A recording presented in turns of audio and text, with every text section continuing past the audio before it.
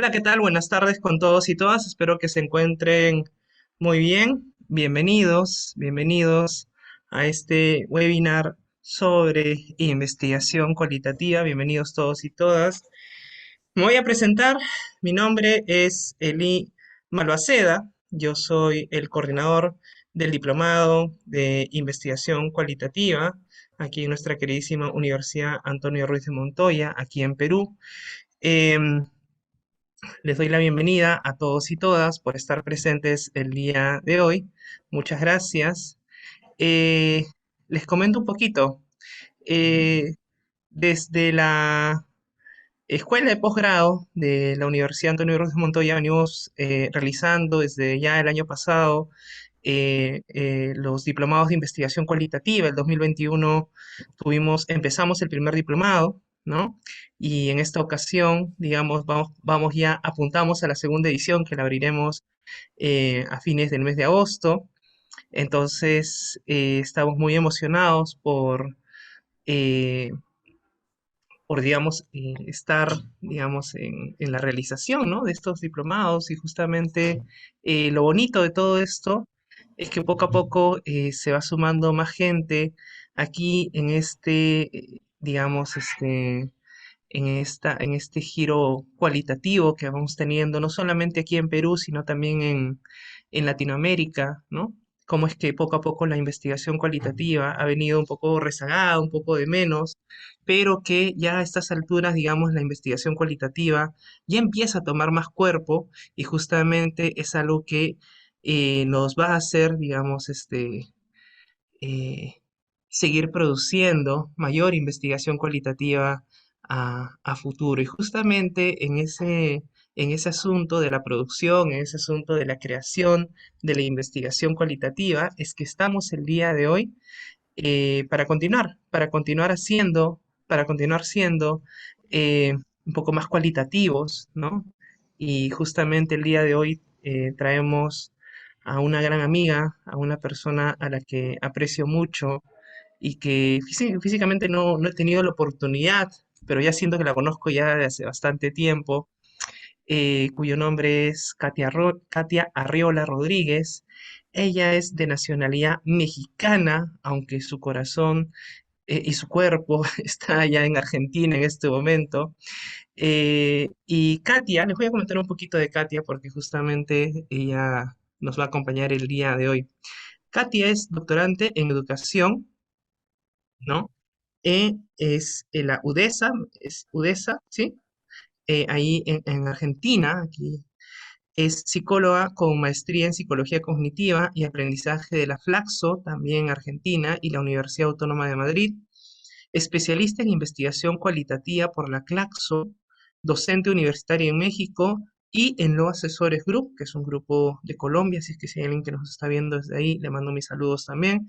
Editora en jefe de la revista Expresiones de la UVM, asesora de tesis en universidades de México y Argentina, creadora del proyecto independiente de Instagram Objetos con Mente, algo que si por favor ustedes tienen la posibilidad de seguirlo, por favor sigan a Objetos con Mente, de verdad que van a aprender mucho de investigación cualitativa, ya Katia nos va a hablar un poquito acerca de ello.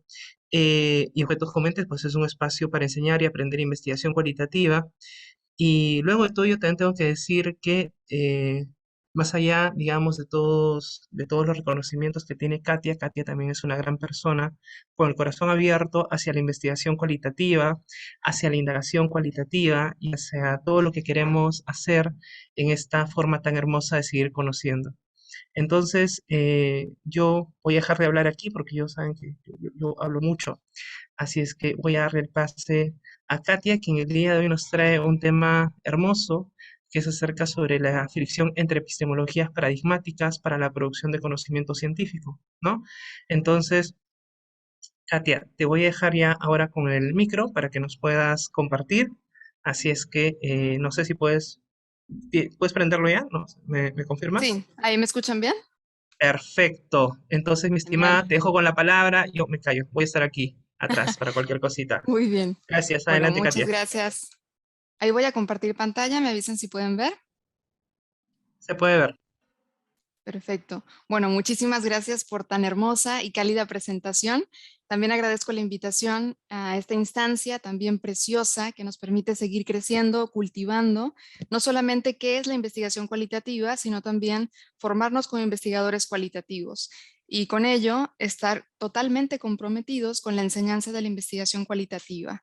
Y pues es algo que compartimos muy de cerca, y aunque no nos conozcamos en persona, con Eli, pues tenemos esa llama cualitativa como la llamo yo, y también ya le he contagiado ese nombre a Eli. Y esa llama cualitativa es precisamente la que pretendemos el día de hoy encender en ustedes y que también puedan encenderla, ¿por qué no?, en sus propios proyectos de investigación e incluso en la forma en la que ustedes están pensando el mundo, ¿no?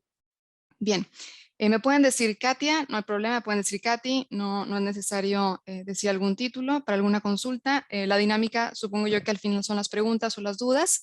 Y bueno, vamos a comenzar con un tema que ha sido un poco criticado y un poco cuestionado, incluso en las aulas universitarias, ¿no? Son los supuestos filosóficos, ontológicos, axiológicos y epistemológicos que están muy dejados de lado cuando presentamos a la investigación científica en las aulas e incluso cuando estamos armando o desarmando el proyecto de investigación. Es por esto que esta ponencia tiene el nombre de fricciones entre los paradigmas, que son, debo de decir, paradigmas dominantes cuando pensamos y creamos una investigación científica. Yo sé que algunos no me conocen, así que les adelanto o les advierto que la forma en la que yo presento el contenido viene muy de la mano de lo que hace Johnny Saldaña. Johnny Saldaña es un investigador cualitativo.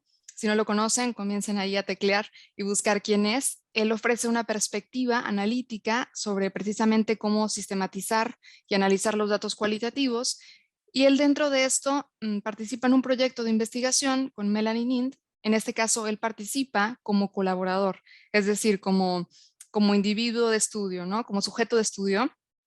Y él en esta trama de investigación está precisamente dando su postura sobre cómo enseñar investigación cualitativa, qué es lo que hace con los estudiantes. Y lo que él dice, y que va muy de la mano con lo que yo hago hoy, y seguramente también lo hace el doctor Eli, es precisamente que nosotros no solo enseñamos el contenido de la investigación cualitativa, sino también les enseñamos cómo lo aprendimos, ¿sí? Así que este recorrido va a ser de esta forma. Además de que yo les presento el contenido, les voy a presentar cómo lo aprendí. Y eso es muy de la mano de mi estilo. Y mi estilo es a través de ilustraciones de nata con limón, así aparece en Instagram, es una paisana suya, es peruana, y de quien me acompaño todo el tiempo para presentar cualquier proyecto, cualquier ponencia. Así que bueno, sin más, vamos a dar inicio.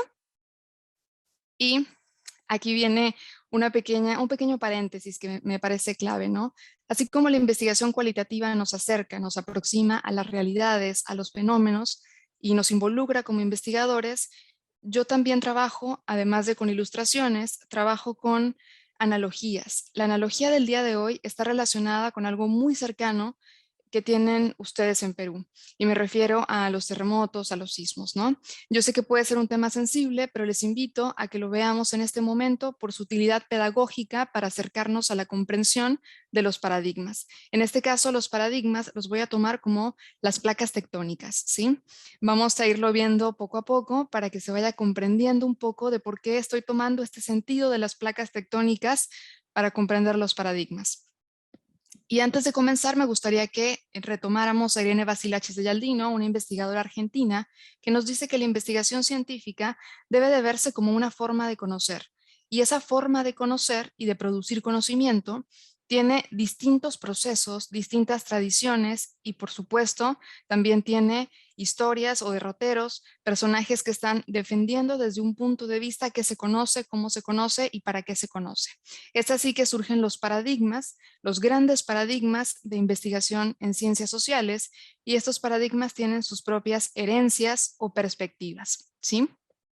Para esto también quisiera como preámbulo retomar a Guba y Lincoln, quienes dicen que no hay que centrarnos solamente en las decisiones metodológicas, sino en todo lo que está detrás, digamos, cuando tomamos esa decisión metodológica y, como les dije, pocas veces entra al aula universitaria e incluso cuando estamos tras bambalinas o en la trastienda del proyecto de investigación. Esto es, cómo nosotros concebimos el mundo, cómo nos ubicamos en él y también cómo pensamos que están ordenadas, acomodadas y divididas sus partes, ¿sí? Así que en esta ponencia lo que nosotros vamos a ver es el contenido visto desde la analogía de las placas tectónicas. El contenido son los paradigmas. Vamos a ver ese movimiento que se hace entre las placas tectónicas, entendido que es un movimiento, una fricción entre paradigmas, ¿no? ¿Qué pasa cuando el paradigma positivista se encuentra con el paradigma constructivista o de teorías críticas? ¿Qué tipo de fricciones crea? ¿Y qué impactos tiene para mi proyecto de investigación? ¿Qué hacer cuando estoy ante este tipo de fricciones o movimientos de placas? Y los objetivos, por supuesto, estarán orientados a que ustedes desarrollen una competencia científica preciosa y que suele ser olvidada también, tristemente, pero ya investigadores como Eugenia Rauski, como Santos, como Juan Ignacio Piovani, están alentando el desarrollo de la competencia de la reflexividad metodológica, que no es otra cosa que poner atención sobre aquellas decisiones que tomamos cuando hacemos el recorte epistemológico, conceptual, metodológico de nuestro tema de investigación. Quienes ya me conocen seguramente ya han visto de forma recurrente esta ilustración. Esta ilustración es cuando nosotros nos estamos preparando para realizar el proyecto de investigación y solemos pensar que una investigación solamente se acota o se define a partir de el último eje que ven aquí de metodología, ¿no? Como etapas del planeta Tierra, donde se piensa que un diseño de investigación solo se define por las técnicas o los métodos. Y no, así como viene la persona en la imagen, bueno, el dibujito, uno tiene que escarbar desde dónde está concibiendo ese fenómeno la persona. Es decir, cómo ve el mundo, cómo es la naturaleza de ese mundo y también qué lugar tiene en él, ¿sí? Así que vamos a estirar un poco esta ilustración y vamos a pensar precisamente en las placas tectónicas. No sin antes preguntarles si estoy yendo muy rápido o vamos bien. Me pueden escribir en el chat, así me doy cuenta que no voy con un ritmo acelerado. Ay, ¿vamos bien? Perfecto, genial. Bueno, porque ya me dijeron que hablo muy rápido y dije, ay Dios, no sé si será el acento mexicano o qué sé yo, pero bueno, ya combinado está igual mi acento, ¿eh? Bueno, entonces vamos a comprender, yo no soy geóloga claramente, como ya lo escucharon en mi currículum, pero sí, de manera superficial retomo estos conceptos para poder comprender los paradigmas. Espero que esta presentación no sea engorrosa o que se cansen, pero sí que le encuentren el sentido pedagógico. Vamos a comprender entonces los paradigmas como esas placas tectónicas, es decir, como aquellas que están configuradas por capas, que cada una tiene distinta textura, distinto contenido, digámoslo así, y que también provoca o produce ciertas fricciones con otras placas, ¿sí? Y entonces cuando lo desplazamos, este concepto de placas tectónicas al concepto de paradigmas de producción de conocimiento en ciencias sociales, nosotros lo entendemos como un sistema básico de creencias, ¿sí? Estas creencias, como les dije antes, estarían relacionadas con cómo vemos el mundo, cuál es su naturaleza y también cuál es la relación entre ese mundo y sus partes. Cada placa tectónica tiene todas esas capas, digámoslo así, ¿no? Tiene la capa de, por ejemplo, el lugar que el individuo tiene en el mundo, cuál es su ontología, cuál es la naturaleza, perdón, de ese mundo, cómo se relaciona quien conoce con lo que conoce, y la metodología es cómo se conoce aquello que dice que puede ser conocido.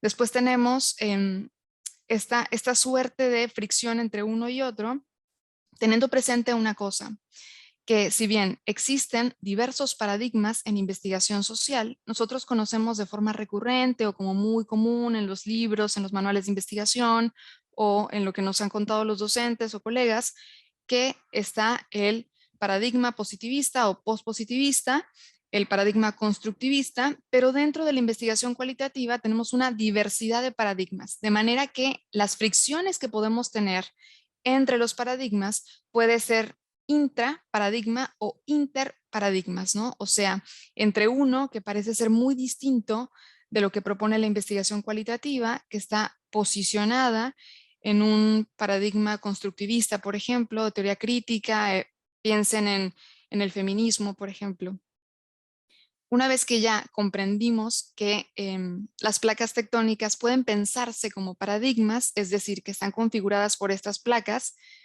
tendríamos que desmenuzar un poco más estas capas, perdón, que configuran a esta placa tectónica, ¿no? Y esta placa, vamos a llamarle paradigmática, se configura por una capa ontológica, epistemológica y metodológica. Algunas autoras agregan incluso una capa nociológica, axiológica, y otra, por ejemplo, Sautou, por ejemplo, Piovani, y Creswell solo lo deja en ontológica, epistemológica y metodológica. Cuando intentamos dar respuesta a estas capas, no solamente quedaría el paradigma, digamos, suelto. El paradigma va a tomar sentido cuando nosotros respondemos a esa pregunta, a estas tres preguntas que Guba y Lincoln las marcan como rectoras para saber desde dónde nosotros nos estamos posicionando. O sea que la fricción entre estas placas sería a partir del posicionamiento que nosotros tenemos frente a estas, ¿sí? Es decir, yo cómo defino la forma y la naturaleza de esa realidad. ¿Cómo digo que es? Bueno, es una realidad única, puede ser objetible, puede ser una realidad múltiple, de modo que cada perspectiva es valiosa. Vean cómo todas esas formulaciones están apuntando hacia dónde yo me estoy posicionando y cómo estoy concibiendo esa realidad. Si yo estoy diciendo que es una realidad única y que puede ser objetivable, entonces yo estoy admitiendo de alguna forma que estoy tratando de un paradigma positivista, donde estoy buscando o más bien estoy siendo regida por criterios sine qua non de la perspectiva rígida de la investigación, ¿no? Nos encontramos con confiabilidad, con validez, donde se busca esta representatividad estadística que nos lleve a esta validez que deseamos para garantizar que es un estudio verificable, ¿no? Comprobable. Mientras que si yo pienso que esa naturaleza es diversa, es múltiple, yo estoy dando la posibilidad de el término tan aclamado y tan criticado para nosotros, que es la subjetividad. Yo estoy diciendo que existen múltiples realidades, perdón, y que yo en esas múltiples realidades yo puedo decir que cada persona percibe cosas distintas, que cada persona tiene de un mismo hecho situaciones, qué sé yo, puede percibir, sentir, experimentar, representar esa realidad de formas muy distintas. Entonces, epistemológicamente, ¿qué quiere decir esto? Porque desde la perspectiva de Guba y Lincoln marcan esta pauta y esta articulación entre una capa y otra, ¿no? Si regresamos a la anterior diapositiva, vemos cómo en esta ilustración se articulan una capa con otra, ¿no? Dentro de esta placa tectónica. Entonces, la forma en la que yo estoy percibiendo esa naturaleza de la realidad, si es múltiple, si es única, también está apuntando a cómo puede ser esa realidad conocida. Si yo estoy diciendo que es única y estoy esperando que sea objetivable, entonces yo estaré buscando un instrumento que me permita ese acercamiento, ¿no? Pero también, ¿qué lugar tendría yo como investigadora para conocer a ese otro, ¿sí? ¿Qué lugar tendría, por ejemplo? Pues yo podría quitarme a mí mismo, intentar neutralizarme para poder conocer ese fenómeno. Es esta búsqueda de que el investigador se mantenga distanciado de ese fenómeno y filtre su sentido, sus emociones. ¿Y cómo lo hace esto? Pues a través de metodologías que están más marcadas por la pauta cuantitativa. ¿Qué sería esto? Elegir un dispositivo de medida que ustedes ya bien conocen seguramente, que son instrumentos estandarizados, los cuales están recortados. Vean ustedes cómo conocen, cómo preguntan al otro. Son preguntas acotadas. Preguntan, por ejemplo, em, en escalas tipo Likert, ¿no? Son sus preguntas con respuestas y preguntan en términos de frecuencias, en términos de dicotómicas, sí y no. Mientras que en la investigación cualitativa, la forma en la que se acercan al otro es precisamente para poder capturar esa diversidad, esa subjetividad. ¿Y cómo sería? Con preguntas que estén relacionadas precisamente con aquello que nos atañe como especie, los sentidos, las representaciones, las experiencias, los significados, las emociones, todo esto está relacionado con la forma en la que yo estoy, digamos que posicionada desde ese paradigma. Y vean cómo se concatena la capa ontológica con la capa epistemológica y metodológica, pero también la forma en la que el investigador cualitativo está pensando en cómo conoce al otro es que él mismo o ella misma se incluye en esa relación con el otro, en esa relación con el fenómeno que va a conocer. De manera que nosotros tenemos un proceso mucho más complicado cuando estamos admitiendo que nosotros somos parte de ese fenómeno, nos involucramos, ¿no? Dicho de otra forma. Así que tendremos que atender a un proceso más fino respecto a los criterios de calidad.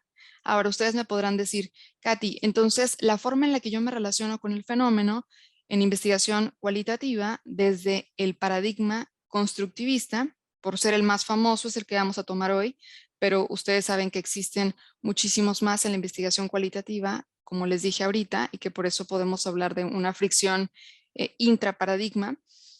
em, Implica que nosotros tengamos un proceso mucho más fino de las estrategias de calidad del dato, de las estrategias metodológicas, o incluso que nosotros también pensemos el lugar de la teoría, ¿sí? Que lo vamos a ver más adelante. O sea, cómo se traducen el responder estas preguntas al diseño de un proyecto de investigación, ¿sí? Para que no quede un poco en el aire y un poco volando, digamos. Bueno, entonces estos paradigmas, si nosotros queremos responder a estas preguntas, tendríamos que pensar también cómo se responden desde las propuestas de los grandes filósofos o los investigadores y metodólogos, ¿no? Por ejemplo, aquí tengo algunos como Creswell, como Sautou, que nos dicen que si nos paramos desde el paradigma o la placa tectónica postpositivista, nosotros pensaríamos en esa realidad crítica, que es aprensible, probable, imperfecta, una epistemología dualista, esto que les decía, ¿no? Que nos mantenemos distanciados de este fenómeno y buscamos precisamente eh, esta objetividad y buscamos conocer a partir de algo que nos permita o que nos garantice ese rigor científico, digamos, que de pronto se vuelve rigidez porque estamos en búsqueda constante de garantizar la confiabilidad y la validez. La cuestión axiológica, digamos, que muchas veces se deja de lado, que ya les había comentado, es esa búsqueda de distanciarnos del fenómeno, donde nuestras propios atributos socioculturales, como dice Rosana Guber, se dejan de lado, ¿no? Y la parte metodológica está relacionada precisamente con incluir metodologías, incluir instrumentos que nos permitan ese acercamiento con la realidad, que podamos garantizar ese rigor científico. Y con ello, pues lo que les había comentado antes, instrumentos estandarizados y también procesos que estén de la mano con la estadística y sus distintos mecanismos y demás. Después tenemos desde el paradigma constructivista, que por favor, no olviden que existen muchísimos paradigmas dentro de la investigación cualitativa y que eso es una de las partes que resalta Irene Vasilachis y que de hecho hace compleja la labor de la investigación cualitativa. La diversidad de métodos, la diversidad de técnicas, la diversidad de teorías, la diversidad de paradigmas hace que para nosotros sea complejo enseñarla y para muchos aprenderla. E incluso también nos encontramos en la producción científica artículos que pueden estar equívocos y ya están publicados sobre cómo hicieron la integración metodológica, como le llama Heidi Levitt, cuando intentaron hacer esta conexión entre el paradigma, entre su interpretación, entre la decisión metodológica y la interpretación de resultados. Esto no lo vamos a tocar hoy, pero bueno, es importante conocer desde dónde estamos posicionados, no solamente para definirnos en contra del paradigma positivista, sino también para entender la complejidad del paradigma constructivista en la investigación cualitativa. Bien, y cuando estamos en este paradigma constructivista, vemos que hay un cierto relativismo. Es decir, reconocemos las múltiples realidades, pero también que estas realidades son construidas. Por eso encontramos este componente tan frágil y a su vez tan fuerte de la investigación cualitativa, que es la subjetividad, porque reconocemos esa diversidad de voces y no sería una casualidad que precisamente la investigación cualitativa se relacione con estudios de personas que están en situación de vulnerabilidad, o como dice Sara Alvarado, los invisibilizados, los subalternos, los marginados, porque le importa aquello que no está dicho a partir de esa realidad única e interpretada por el modelo positivista. Después tenemos que desde la perspectiva o el supuesto epistemológico, estamos precisamente interesados en esa subjetividad y por tanto nos acercamos al otro integrándonos nosotros dentro del fenómeno. Por eso no sería sorpresa para nosotros, fíjense bien, que nosotros invitamos al participante a ayudarnos en el proceso de validación de lo que encontramos. ¿Qué quiere decir esto? Que el investigador, tanto el investigador como el participante, se convierten en sujetos activos de la co-construcción de la investigación cualitativa. Esto tiene un nombre y ese nombre se lo da Vasilachis de Yaldino. Hoy estoy muy vasilachis, así que me disculpan, pero ella es una grosa para abordar esto. Habla de la interacción cognitiva del conocimiento científico, donde precisamente desde el abordaje epistemológico reconocemos el rol que tiene el individuo para validar y construir con nosotros la investigación.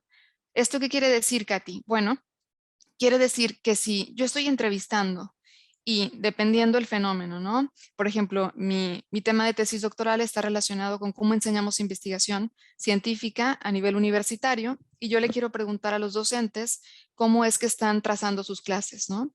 Y cuando yo les hice las entrevistas, yo entendí ciertas cosas, pero a lo mejor y no, yo las entendí distintas, ¿no? Por ejemplo, voy a entrevistar a argentinos y yo soy mexicana.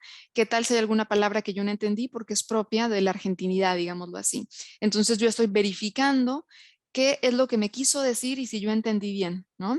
Esto no solamente ocurre al momento de las entrevistas, este proceso de member checking o validación de miembros, como lo dicen en Google Lincoln, por ejemplo, pero, sin embargo, bueno, también ocurre en el análisis de datos. Pero ojo, esta técnica o criterio de calidad o estrategia para el criterio de calidad ha sido bastante cuestionada porque se pregunta hasta qué momento uno va a parar de estar haciendo esta validación de miembros, ¿no? O sea, hasta que el participante me diga, pero bueno, ¿hasta cuándo va a ocurrir eso, no? Si es un participante, vamos a decir, un poco exigente, ¿no? Hay muchas técnicas que todavía están ahí en tela de juicio, pero bueno, es un breve pantallazo de cómo el paradigma constructivista incluye al participante en esa forma de conocer y producir conocimiento científico. Y en el supuesto axiológico, fíjense bien, como yo les decía antes, nosotros admitimos y estamos sujetos a esta subjetividad, no solamente nuestra, sino también del participante, y que seguramente nos está contaminando el proyecto de investigación, pero nosotros también contaminamos al proyecto, ¿sí? Somos conscientes de esa contaminación y no pretendemos un distanciamiento, que ese distanciamiento nos parece irreal. Ustedes piensen, ¿es posible que un proyecto de investigación no me trastoque, no me transforme mi forma de pensar o percibir el fenómeno que elegí? Va a pasar, es innegable. E incluso la forma en la que yo pregunto, lo que pregunto y los susurros teóricos, es decir, la teoría que me acompaña, va a cortar de cierta forma el fenómeno que después se llama sesgo, ¿no? El sesgo en la investigación.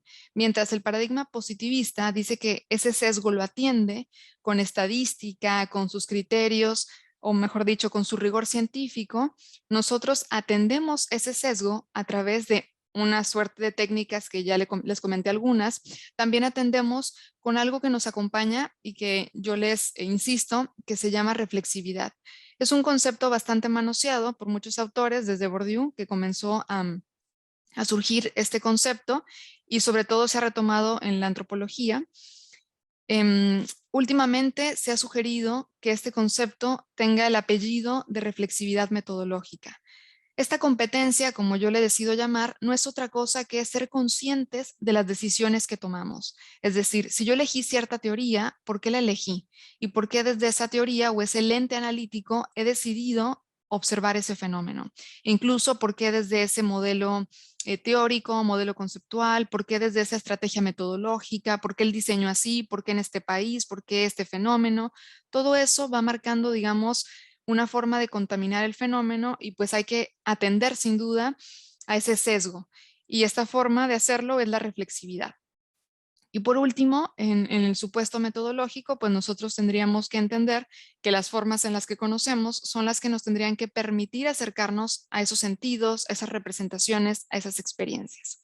De manera que responder a esas tres preguntas que nos decía al inicio Guba y Lincoln sería identificar que es la forma en la que nosotros vamos a encarar el proyecto de tesis. Ya lo decía también Google Lincoln, que no puede existir un investigador que no tenga presente estas preguntas que le van a servir de orientadoras, porque en algún momento, cuando esté ante el momento del análisis de los datos, va a ser una barbaridad. Y ya les voy a contar por qué.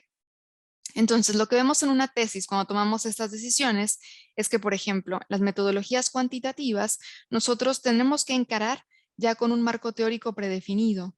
Y en la investigación cualitativa vamos con conceptos, no precisamente con todo un modelo teórico. Aunque hay muchas dudas sobre esto y dependiendo del diseño de investigación, uno puede optar por un diseño flexible o no tan flexible, donde uno podría ir a campo con cierta teoría y que la investigación siga una lógica de razonamiento no solamente inductiva, sino incluso deductiva, es decir, vaya con cierta construcción teórica o incluso abductiva, es decir, tanto inductiva como deductiva. Vaya con teoría a campo, pero también esté abierto a construir o modificar la teoría a partir de lo que va encontrando en los participantes.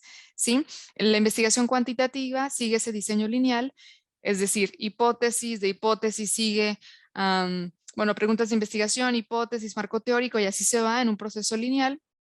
Mientras que la investigación cualitativa se permite esta circularidad, ¿no? Como le llama Johnny Saldaña y Creswell, donde uno plantea la pregunta de investigación y a partir de ella va a campo, ve qué está pasando en campo y capaz esa pregunta no logra abrazar lo que está sucediendo en campo. Entonces regresa a gabinete, como le llama Rosana Guber, y replantea la pregunta, ¿no? Esto se permite en la investigación cualitativa por su diseño flexible, aunque muchas veces esto ha sido mal interpretado y se da la impresión de que el investigador cualitativo puede hacer todo y puede tomar las decisiones que quiera, y esto no es así. El investigador cualitativo tiene que responder a lo que sucede en campo y hacer una suerte de integridad metodológica, es decir, cómo la pregunta, el objetivo y el diseño se relacionan para la interpretación de los datos.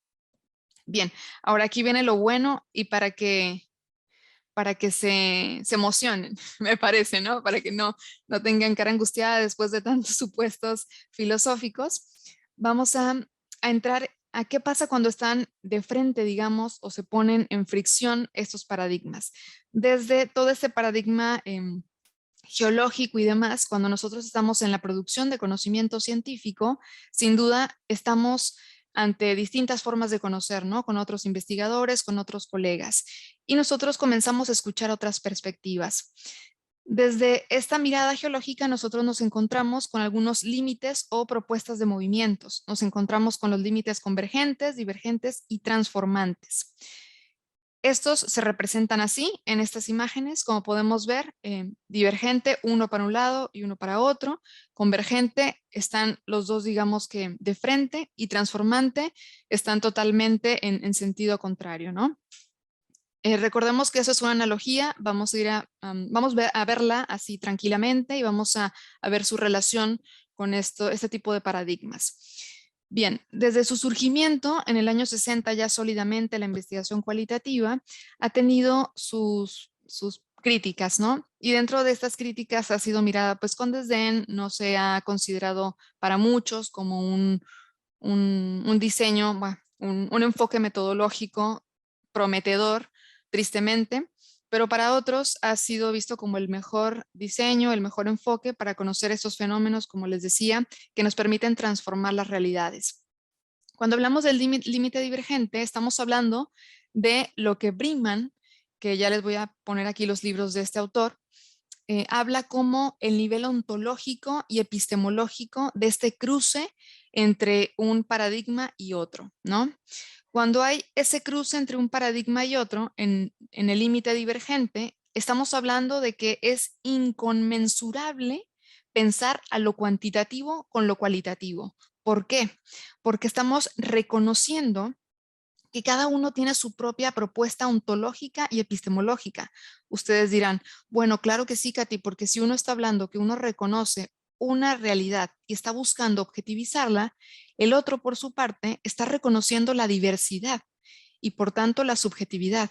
Entonces, si yo quisiera integrarlos, sería imposible, porque parte de propuestas ontológicas y epistemológicas distintas. Es inconmensurable. Entonces, esta perspectiva y esta fricción entre límites divergentes es lo que crea una especie de hueco. Esto es un fenómeno real en el Valle de Rift. Pueden ver lo que ocasiona entonces lo que pasa cuando nosotros nos paramos desde el límite divergente. Nosotros pensamos que el paradigma positivista y constructivista no pueden combinarse, no pueden crear un diseño de investigación. ¿Por qué? Porque juntos son inconmensurables. Cada uno tiene su propia propuesta y las capas están en constante fricción, ¿sí? Como lo veíamos en la ilustración anterior, no puede, es imposible. Cada uno tiene unos supuestos distintos y por tanto lo que van a crear es un hueco. Ese hueco es ontológico y epistemológico. Y si existe ese hueco, no vamos a poder encontrar un punto en el que estos dos comulguen y creen un proyecto de investigación. ¿Cómo nos podemos dar cuenta que nosotros estamos ante una alerta así? ¿Sí? Si me permiten otra vez extender la analogía, cuando estamos ante un posible terremoto, vamos a ponerlo con el límite divergente, tenemos alertas, ¿no? Tenemos algunas advertencias sobre qué está ocurriendo y nos damos cuenta incluso nosotros de qué está pasando en ese momento. Así que la forma en la que nosotros nos damos cuenta de ese límite divergente, ¿en quiénes? Porque acuérdense que los paradigmas, si bien existen, ya están definidos, toman sentido cuando nosotros nos posicionamos ante ellos. De manera que si yo estoy hablando con alguien que me está diciendo, ¿sabes qué? Solo existe una forma de conocer el mundo, de dar cuenta de él. La investigación cuantitativa es de los mejores enfoques metodológicos para poder acercarnos a conocer el mundo, describirlo, explicarlo, o la investigación cualitativa es la mejor manera de conocer el fenómeno y poder comprenderlo en profundidad y describirlo. Bueno, entonces ya podemos decir que estamos presenciando un terremoto con límites divergentes, ¿sí? Estamos ante esa fricción donde se vuelve imposible poder combinar un enfoque con otro. De manera que estos límites, fíjense bien, nos vamos a dar cuenta que están por cómo dialoga el otro y cómo se posiciona el otro ante ese paradigma, pero ustedes tienen que responder ante él, ¿no? Aquí seguramente algunos de ustedes ya se irán identificando cómo es que va brotando esta postura, digámoslo así, ¿no? Si ustedes conciben que solo existe una forma de conocer el mundo, una forma, claro, científica, y si están persiguiendo constantemente em, una un rigor científico, ¿no? Una forma de validarlos desde una perspectiva heredada, como le llama Piovani, Marradi y Argenti, que dicen que esta perspectiva heredada, que es la reina de las ciencias, ¿no? Las ciencias duras. Y es que nosotros estamos muy acostumbrados y es el contexto cognitivo dominante, ¿no? Incluso en la vida cotidiana nosotros pensamos y formulamos preguntas como ¿cuánto dinero tienes? ¿Cuántas casas tienes? ¿Cuántos coches tienes? Y pocas veces preguntamos cómo te sientes, qué tan satisfecho estás con tu trabajo, cómo ha sido tu experiencia en el amor, por ejemplo, ¿no? Así que no sería extraño que nosotros estemos primero en ese límite divergente. Después tenemos el límite convergente, que este ocurre a nivel metodológico, en las capas metodológicas. ¿Cómo es esto? Nosotros superamos, fíjense, la primera etapa se llama, bueno, tiene su fricción, digamos, en el tema divergente, donde nos quedamos en el tema de epistemologías. Y desde Brinman y Pawson, se dice que no puede pasar de ahí, que se queda en ese hueco, como lo vieron, ¿no? En esa depresión en la que no puede combinar o complementarse un método con otro, un paradigma con otro.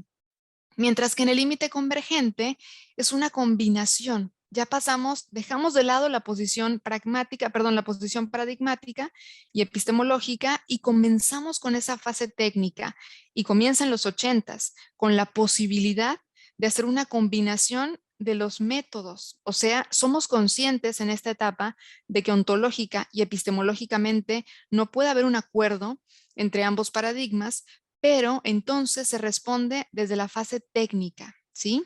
Entonces aquí se dice que los enfoques se pueden combinar a partir de una convivencia, una complementación, pero solo a nivel técnico, ¿sí? De manera que se supera un poquito esa fase anterior epistemológica y óntica y nos pasamos a resolverla de forma tecnológica, metodológica. ¿Cómo sería esto, Katy? Pues nosotros construimos a partir de dos estrategias, la triangulación metodológica y los mixed methods, ¿no? O sea, los métodos mixtos. Aquí tenemos, por ejemplo, la cordillera del Himalaya, que es un ejemplo de este tipo de límite convergente, y vean cómo desarrolló estos picos, ¿no? Ese choque hizo que se fueran haciendo este levantamiento, esta especie de montañas, y cómo esto se traduce a un estudio con triangulación metodológica o con métodos mixtos? Bueno, ¿cuántos trabajos de investigación mixta o con triangulación metodológica no hemos visto que están ahí? Podemos pensar que son hermosos y que incluso como la cordillera de Himalaya, mucha gente quiere subir y quiere estar ahí, quiere verlos y quiere, wow, yo subí ahí y tal, porque bueno, vi un documental y dicen un poco de esto, pero ¿cuántos de estos proyectos de investigación realmente hacen esta integración metodológica? ¿Cuántos de estos realmente ponen a dialogar un método con el otro?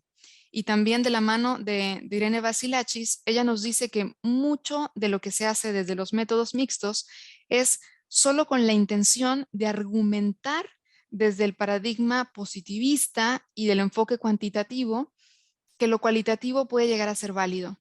O sea que muchas veces lo cualitativo es forzado a ser cuantitativo para llamar a un estudio mixto, ¿sí? Y por eso se hacen así figuras monstruosas y con gran tamaño y decimos, wow, un estudio colosal porque incluye una fase cuantitativa, una fase cualitativa y se integraron metodológicamente, pero ¿cuánto de esto realmente cobra sentido y respeta a un enfoque y a otro, ¿no? Para buscar comprender ese fenómeno.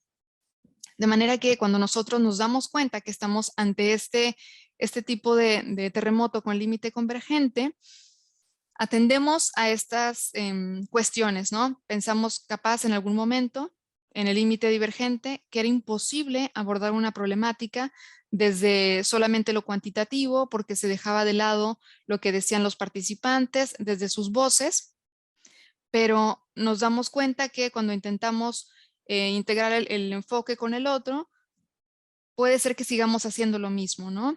Para muchos, este tipo de enfoque mixto podría llegar a responder esta combinación, esta complementariedad, pero para otros es todavía mantenernos en esa duda si realmente estamos haciendo una integración metodológica o estamos buscando ay, vi las preguntas, al final las respondo, ¿eh? O estamos buscando solamente validar a lo cualitativo a través de lo cuantitativo, ¿sí? Ahora, fíjense bien.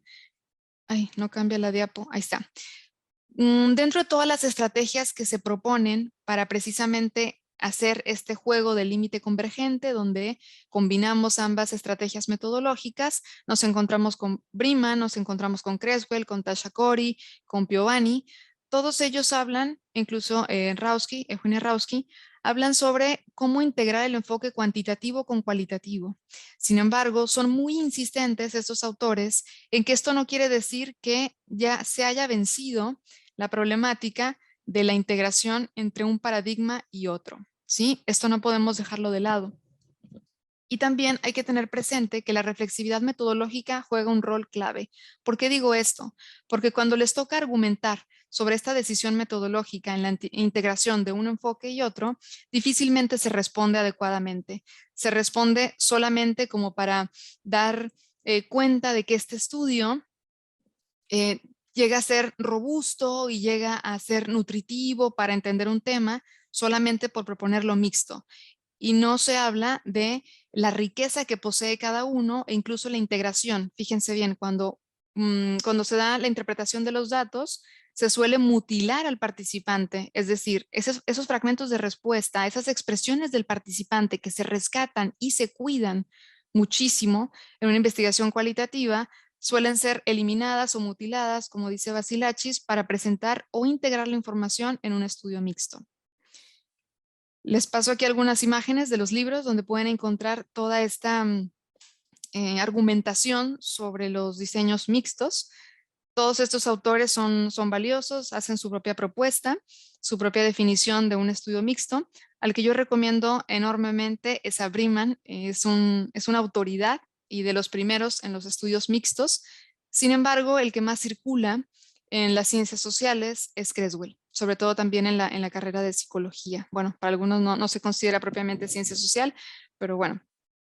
Entonces Creswell tiene, aquí me permití tomar una diapositiva de Creswell donde establece que estas estrategias de métodos mixtos, porque claro, es distinto hablar de métodos mixtos y de triangulación. Triangulación solo hablaría de proponer una una combinación de métodos, de técnicas, e incluso Denzin y Lincoln después hablan de una triangulación de investigadores, triangulación de teoría, triangulación intramétodo e intermétodo. En este caso, triangulación metodológica solo sería de métodos tanto cuantitativos como cualitativos. Un estudio mixto habla desde el objetivo.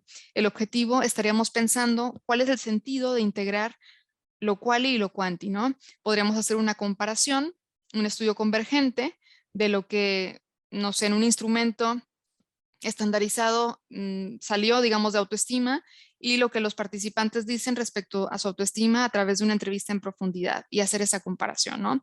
Podríamos hacer una explicación de los resultados. En un focus group, por ejemplo, es una estrategia muy común y la que más predomina, por ejemplo, es la exploratoria, que es la secuencial, que es donde al participante se le hace el primer acercamiento a la fase cualitativa, hacer una entrevista, un focus group y a través de eso diseñar un instrumento estandarizado, ¿no? Es como la fase cualitativa de cajón o preliminar para avanzar hacia lo cuantitativo. Aquí tenemos ya la propuesta. Estos diagramas son muy comunes cuando hacemos una investigación mixta. Es clarificar dónde hicimos el merge, o sea, la combinación, la mezcla y cómo se hace la interpretación. Esto es a lo que voy cuando hablo de el Himalaya, ¿no? Cuando les decía que se vuelven unas cosas monstruosas, tremendas, hermosas, ¿no? Incluso, y que todos queremos subir y decir, wow, mira, hicimos un estudio mixto, pero nos perdemos en ello, ¿no? ¿Cómo se logró esa integración y también cuál era el propósito de hacer un estudio mixto?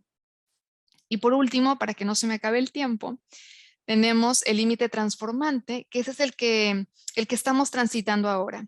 Este límite transformante es como la falla de San Andrés, donde tenemos todo el tiempo esa fricción de las placas, ¿no? Todo el tiempo están ahí en choque y están todas las fallas que nosotros estamos formulando, todas las fallas que estamos también cuestionando cuando estamos hablando de un paradigma y otro, de su posible combinación o integración, están teniendo cierta fuerza o cierta energía, la están guardando ahí y que posiblemente puede surgir un terremoto, ¿no? Un terremoto sería lo que estamos esperando como investigadores en ciencias sociales, que se geste una forma en la que ambos enfoques puedan ser integrados y respetados desde su ontología y epistemología. De manera que esto todavía no es posible e incluso muchos autores están en contra del límite convergente, o sea, del estudio mixto, porque no se respeta a lo cualitativo desde su esencia. Así que esta posibilidad de límite transformativo es temido, es peligroso e incluso, como les digo, estamos en esa etapa y es un proceso que se encuentra en constante movimiento y en constante crítica, ¿sí? Aquí tenemos la falla de San Andrés. Todas las fallitas que se van haciendo constantemente son esas fricciones que vamos teniendo con otros investigadores que son del palo de lo cuantitativo, del palo de lo cualitativo, y constantemente estamos en esa crítica y en esa posibilidad incluso, ¿por qué no?, de combinar los métodos, de combinar las técnicas, combinar las ontologías, las epistemologías y llegar realmente a la generación de un conocimiento científico que incluya ambas perspectivas. Y ya para dar un cierre y que no se agoten, yo sé que hay tres frases, ¿no? Hay tres frases para hablar sobre el cuidado, la prevención y demás ante un terremoto, de agáchese, cúbrase y agárrese, perdón.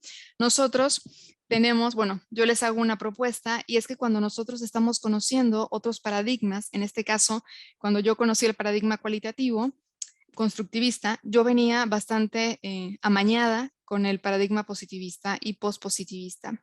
Era tan fuerte y tan dominante en mí que claro que me costó, aunque no lo crean, lograr comprender el paradigma constructivista.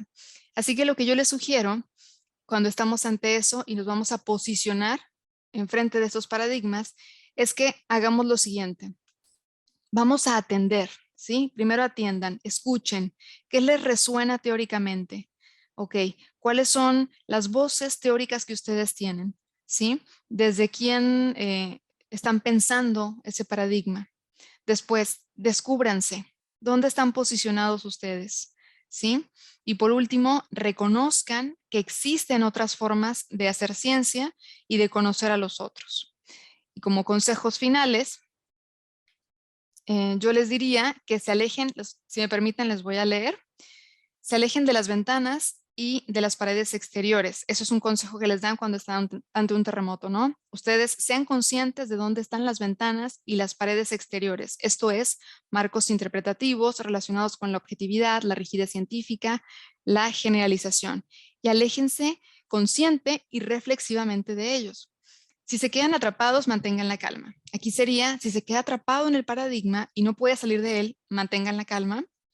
Traten de llamar la atención haciendo preguntas, causando ruido para que los rescaten. Causando ruido en términos reflexivos y preguntones, no sean curiosos. No salgan sino hasta que termine el temblor. En este caso, no salgan de su casa, no violenten epistémicamente a nadie. Dialoguen con personas de distintos palos, ¿no? De paradigmas y descubran qué les causa esa fricción fuerte. Y por último, cuando salgan, manténganse alerta. Esto es, cuando salgan, tengan presente que pueden continuar estas reflexiones y dudas y tengan a mano su libreta para hacer estas anotaciones, preguntas y cuestionamientos. Y bueno, esto sería todo de mi parte, ya para responder algunas consultas, preguntas o comentarios. Muchas gracias. Muchas gracias, mi estimada Katia. Muchas gracias por todo el, digamos, por la charla que nos has brindado. En realidad, muy lúcida, con muchos autores, con muchas perspectivas y, como siempre, bastante bien fundamentada. Aquí en el chat han colocado algunas preguntas. Igual, pues, eres libre de leerlas y responderlas en el orden que gustes o agruparlas para que de repente, digamos, podamos entender un poco más acerca de los enfoques. Yo también tengo unas preguntas, pero al final te las hago. Muy bien, ahí estoy leyendo porque se fueron hasta arriba. A ver. Ok, Carmen Lourdes. La visión metodológica. Sí, la visión metodológica está relacionada con el cómo conocemos, cómo nos acercamos al otro. No es otra cosa que la reducción de las técnicas y los métodos. Entrevista, una encuesta, un cuestionario abierto y también los métodos de análisis. O sea, serían métodos de recolección o construcción de datos y métodos de análisis de datos, ¿no? Análisis de contenido, análisis inferencial estadístico o estadístico inferencial. Y a ver, Carmen, otra vez, Arriola. Qué lindo, casi como el mío. Muy buenas preguntas. Ok, muy bien. Carmen Lourdes, te aconsejo leer un poquito a Joseph Maxwell, que él hace una definición hermosa sobre la caracterización del contexto conceptual, que es lo que caracteriza la investigación cualitativa, y él defiende más que un marco teórico, es una revisión de los antecedentes y cómo se han usado las categorías analíticas, y no se toma como algo determinante para la definición de las variables, ¿no? Como lo hace el enfoque cuantitativo, que encara directamente de los conceptos ordenadores porque ordenan cómo operacionalizamos y cómo vemos ese mundo, ¿no? Ver el mundo, como dice, ¿cómo se llama? Manuel Castells, a través de esos conceptos ordenadores. Ok. Sí. Nuevamente, Carmen, yo te sugiero no seguir a Hernández Sampieri y colaboradores para un diseño mixto, multimétodo o triangulación metodológica. Te sugiero revisar a los autores que puse ahí en una imagen, si no, nuevamente los comparto. ¿Y qué más? ¿Por qué emplear siempre la metáfora científica? Ahí me podrías, Beder, ampliar un poquito más esta pregunta. Y paradigma de la complejidad o matriz cultural. ¿De Thomas qué? Ese, no, por dos, mi estimada. ¿Por qué? Ay, no entiendo la pregunta de Sampieri y Cia. Colaboradores. Sí, sí, adelante, Beder. Y respondo las siguientes después de que Beder comparta su pregunta.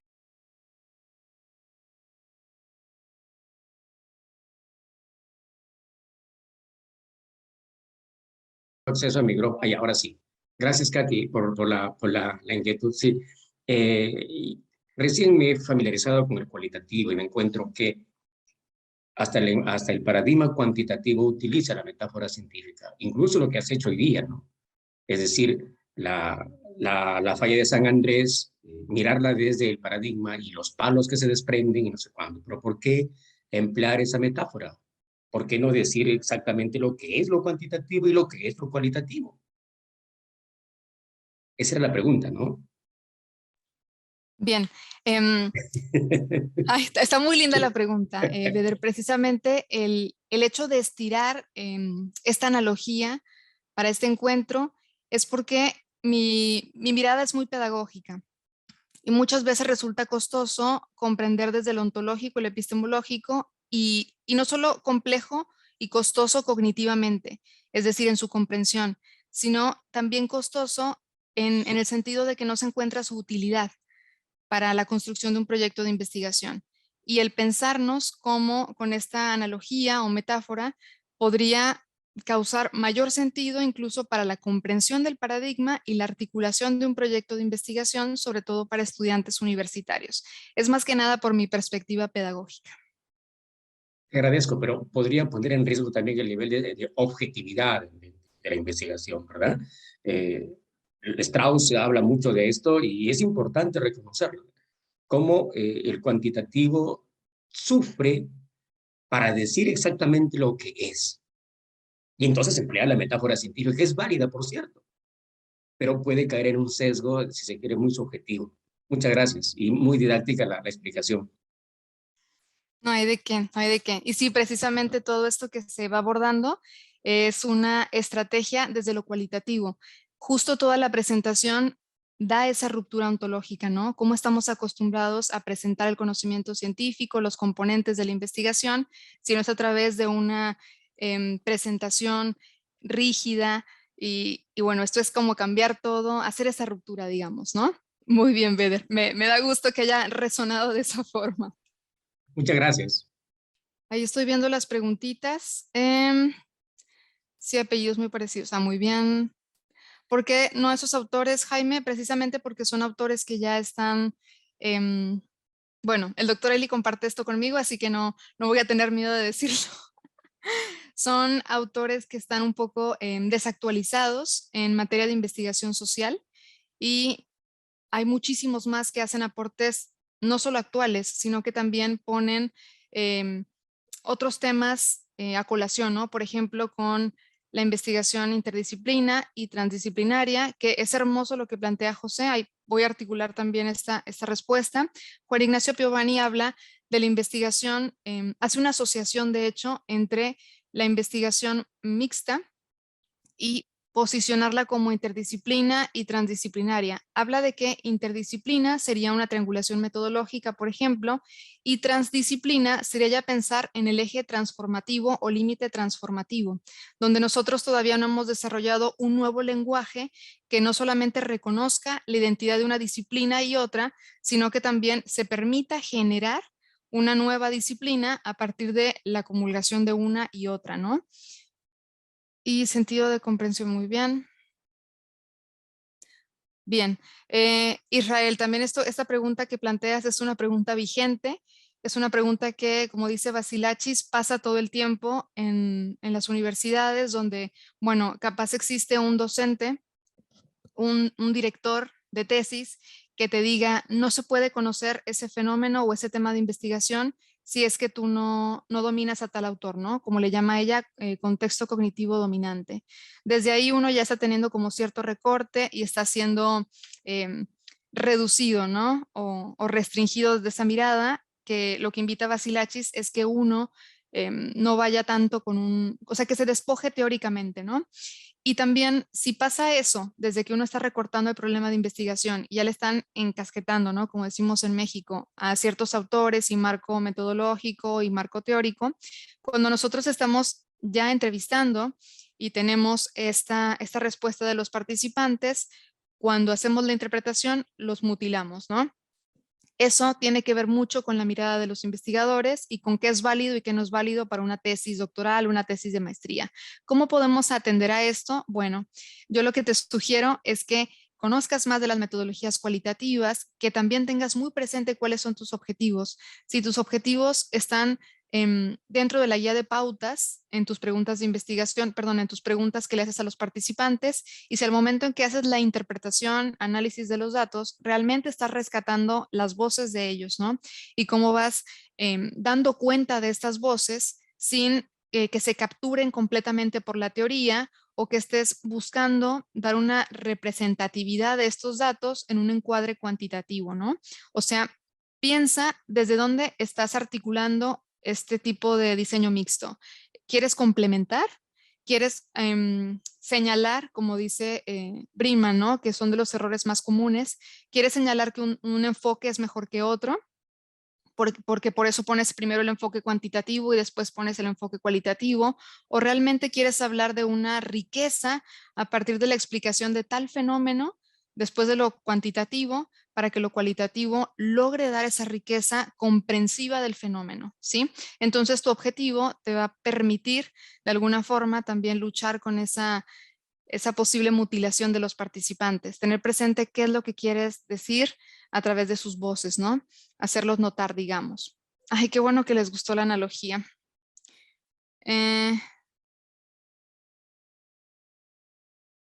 Gracias, Israel.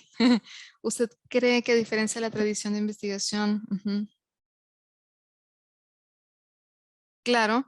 La tradición de investigación, ¿a qué te refieres, Jorge? En la investigación quanti, quali, esta tradición entre lucha de paradigmas, como le llama Gage, que es una guerra paradigmática. Dice que es bueno, muchos autores han dicho que es una analogía exagerada, que realmente no es una lucha constante, pero parece ser que sí, ¿no? Y Jorge, nada más, un poquito de más explicación con esto, porque ahí me perdí con tradición de investigación. O sea, la dominante, la cuantitativa.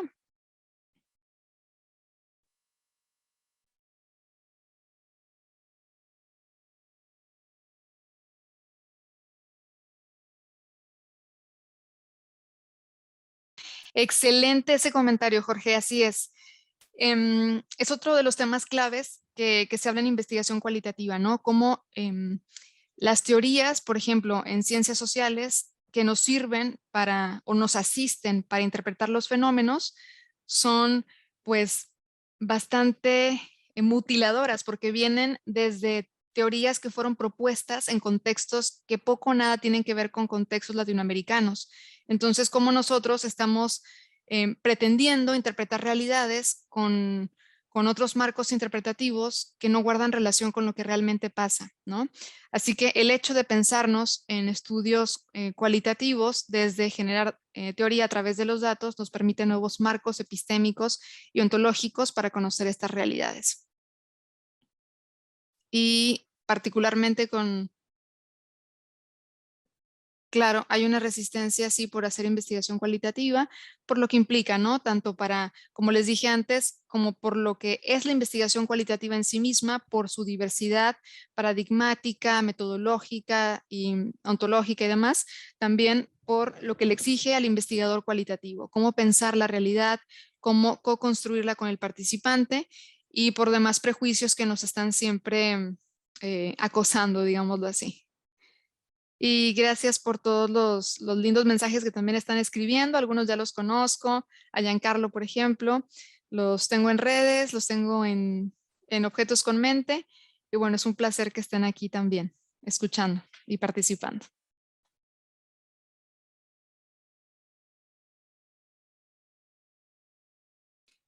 Eli, no sé qué pasó. Creo que ahí acabas de ingresar.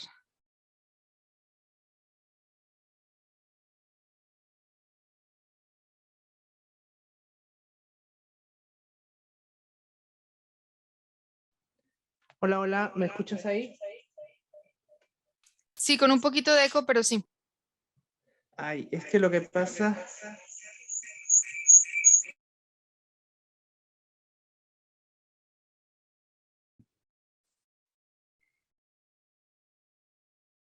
Hola, ¿me escuchas ahí? Sí, sí. Ay, es que estaba con un eco, lo siento, mi estimada. Es que por quererte escucharte más, por eso pasan estas cosas, pues. Bueno, nada, yo feliz con las preguntas que te han hecho, feliz con todo lo que has podido compartirnos el día de hoy. ¿ya? Feliz con todo lo que nos has comentado y todo lo que nos has hablado. En realidad, desde aquí, desde la escuela de posgrado, en realidad te agradecemos por haber venido el día de hoy, por haber participado y también por compartirnos, ¿no? Sabemos que es muy difícil, digamos, comentar de temas tan duros, de temas epistemológicos, pero la forma tan didáctica en que lo has trabajado, en realidad merece, muchos aplausos por parte de todos los participantes, los cuales seguro te estarán muy agradecidos por todo lo que nos has podido compartir. Siempre es un gusto poder compartir contigo, siempre es un gusto poder hablar contigo y seguir, digamos, haciendo este lindo proceso de hacer investigación cualitativa en conjunto. Pues nada, yo lo dejo aquí. Muchas gracias, Katia, por compartirnos esta hora y pico, hora y más. Gracias a todos y todas por estar presentes, ¿ya? Si quieren más información acerca del Diplomado de Investigación Cualitativa, ahí están los recursos, ahí están los datos, pueden escribir, pueden escribirnos. Y bueno, nada más. Muchas gracias con todos y todas. Gracias, Katia. Te me cuidas mucho, te me cuidas un montón. Si quieren, por favor, prender sus camaritas para tomar una última foto, para publicarlo ahí en las redes, que seguro Katia también lo va a querer publicar por ahí. Para quienes no sigan a Katia, por favor, pueden seguirla ahí. Tiene sus páginas donde está muy activa ella hablando siempre acerca de investigación cualitativa. Entonces hacemos una pequeña captura de pantalla, ¿sí? Va, ok, ahí todo el equipo. Hola, hola. Hola Jaime, Ana María. Acá conozco a varios. ¿Cómo están? Bien, hacemos la capturita de pantalla. Va a la 1, a las 2 y a las 3. Muy bien, muchas gracias con todos y todas. Nos estamos viendo en una siguiente oportunidad. Se cuidan mucho, por favor. Gracias a todos, cuídense mucho. Chao, chao, gracias. Hasta luego. Cuídense, gracias a todos y a todas. Chao, chao. Chao, chao. Gracias, sí, claro, a la universidad. Cuídense mucho. Chao, chao.